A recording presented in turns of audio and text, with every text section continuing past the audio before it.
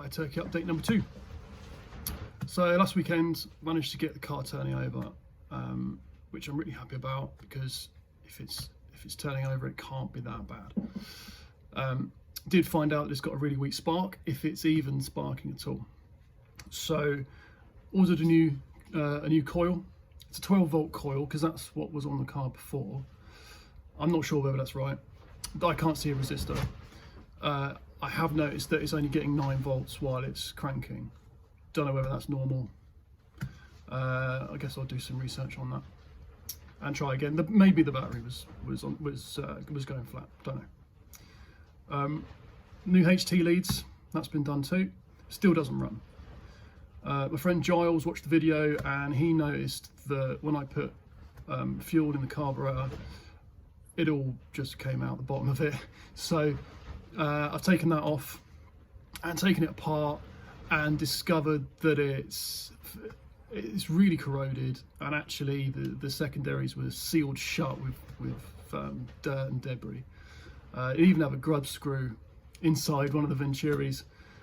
So what I've done is got another 2 carbs from my new friend Paul in Swindon. Hello Paul, thank you. So I should be able to make at least 1 good carb with what I've got. I've actually got 5 now. The one that came off the car, which is in pretty bad shape. I've got the 2 from Paul, and I've got 2 that I bought before I even had the car, which I can't use because they're from 1981, and there's some sort of electronic MPG gubbins in there, so they need to go back on eBay.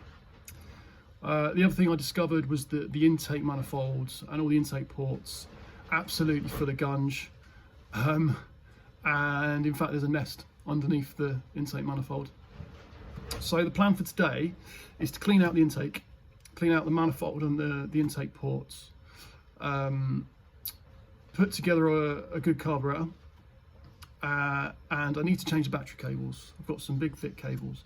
The ones that are on there were smoking and starting to catch fire, and trying to do it with the jump lead to the starter motor is just a bit too fiddly and a bit dangerous. So new cables, and hopefully this weekend I'll get to run. So I've tidied up the nest that was in the valley pan. You'll probably just see the remnants of it there.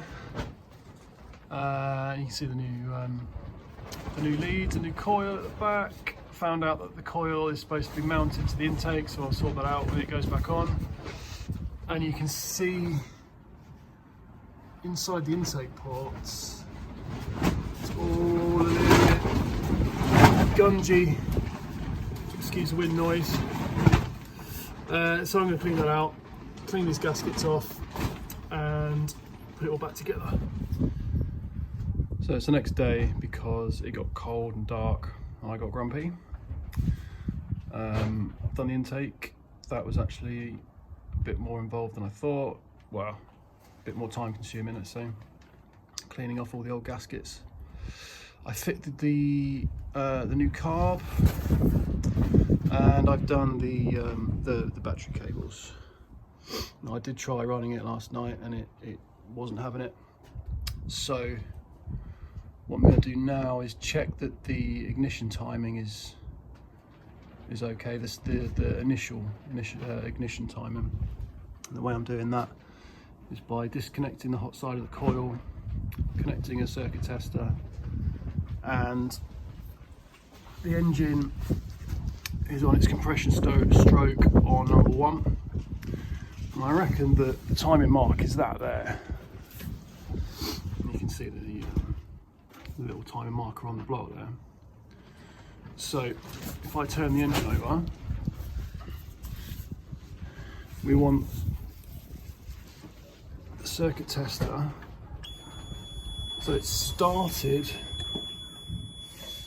so the points have closed at 0.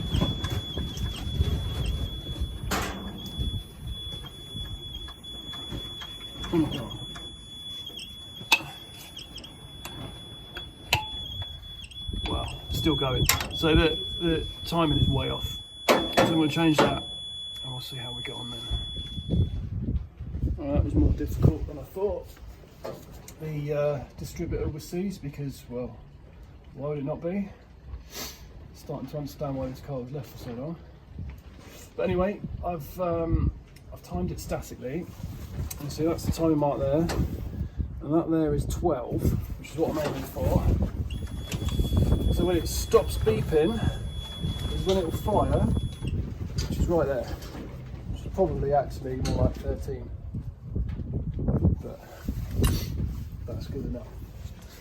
I can actually see some smoke coming out the valve covers.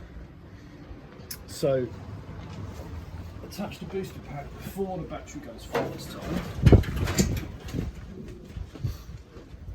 So let's just see.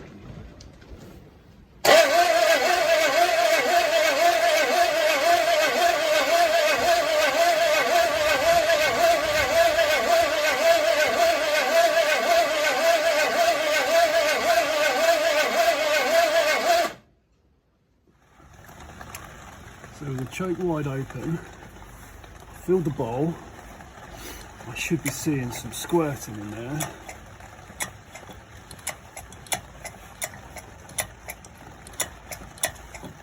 I don't think